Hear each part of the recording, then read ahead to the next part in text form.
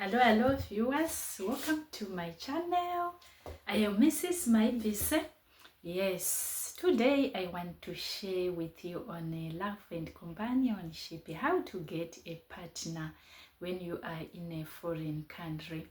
It may not be that easy, especially if you are in certain developed countries like I am an African and I am here in UK. It may not be easy.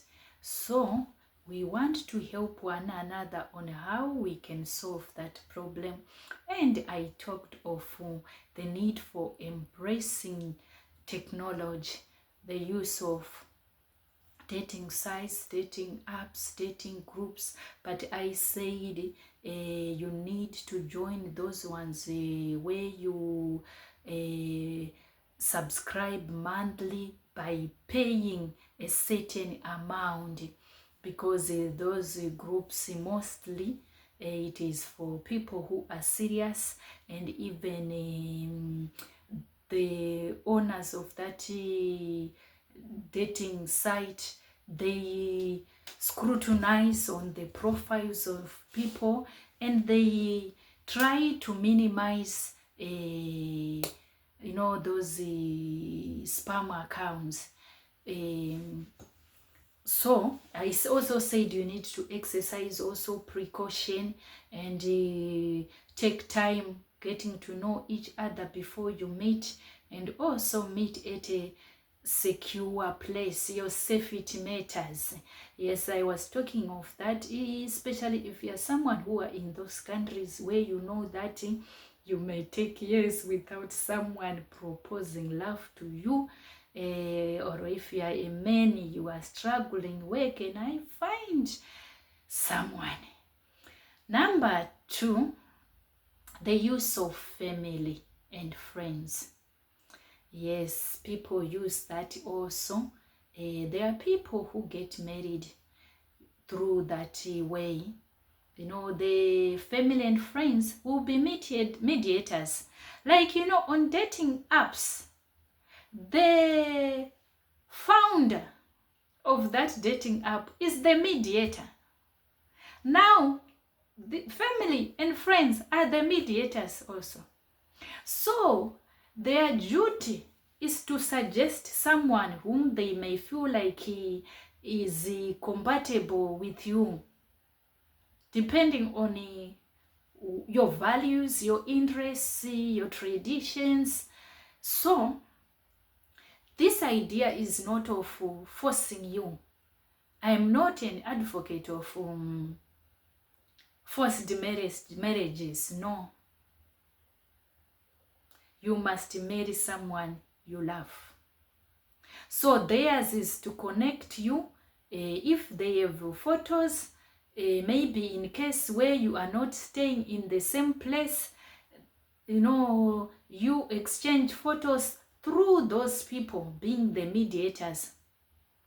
And then you see the photo, you see the photos. If you feel like you talk, if you feel like, maybe you feel like you are interested in that potential partner, and this one feel like he is interested in you, you then start communicating, getting to know each other more. Do the video calling if you are far away from each other, until a time where you feel like you can meet physically. And when you meet physically, you feel it whether this person is compatible. You know how you assess that, depending with your interests, your values, intentions. So you even feel it whether you are compatible. I don't want to express it the way I wanted to say it. So that's it.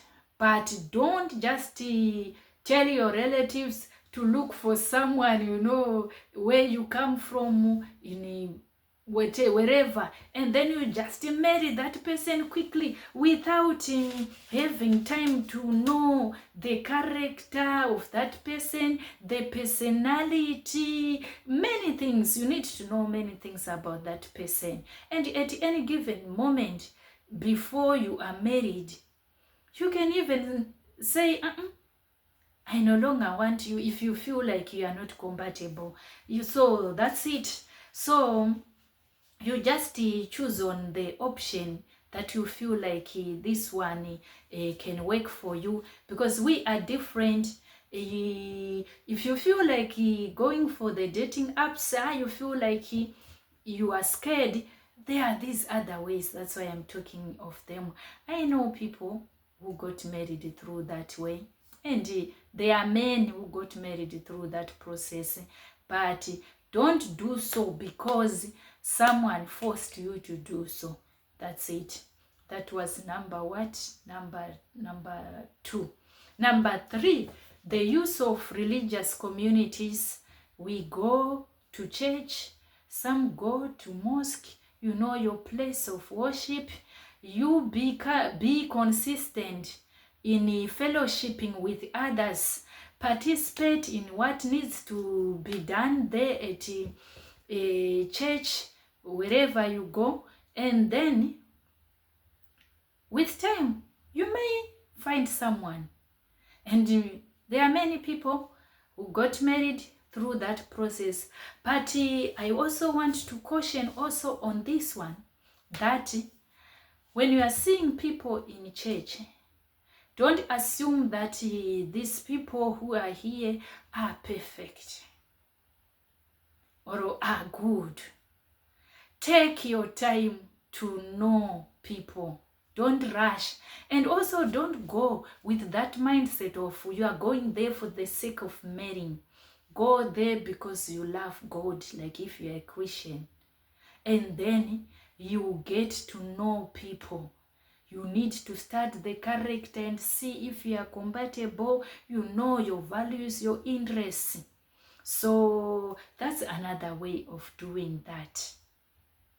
Don't go like today you are there, you don't go for 3 months, then you go, you will not be noticed. That's not how we do it. Yes, that was number what? Number 3. Number 4, traveling. Some may feel like you want to go to maybe a country where you feel like you want a partner from that country. Like for example, if you want someone from your mother country, you may travel. You know, some people got their partners in aeroplanes, in trains, in buses, when they were walking. So I'm saying you may also travel. You may go to that country. But there is also a challenge on this one also, especially if you are far, far away from your mother country. It may not be that easy to continuously go to your home country because it's costly. And if you are someone who is an employee, you may not have enough time to do that. So it's a bit challenging. Even though I'm saying there's no formula, some got their partners in aeroplanes, you know. Some got them in buses, some got them when walking. And also I want to say, depending with where you are, like in Africa, when you are walking, you can meet people. And I know there are also countries who are like that, that when you are walking, you can meet people. If you know, maybe you are staying in an area, even in these developed countries, depending with where you are staying, if you know that there are chances that you meet people whom you can interact with, you can just take a walk. Those ones who are driving, if you are in such a place, there are times you need to walk. Take a walk and don't rush. You know, along the way when you are walking, you may meet someone. It's easy to be noticeable when you are walking than when you are always driving.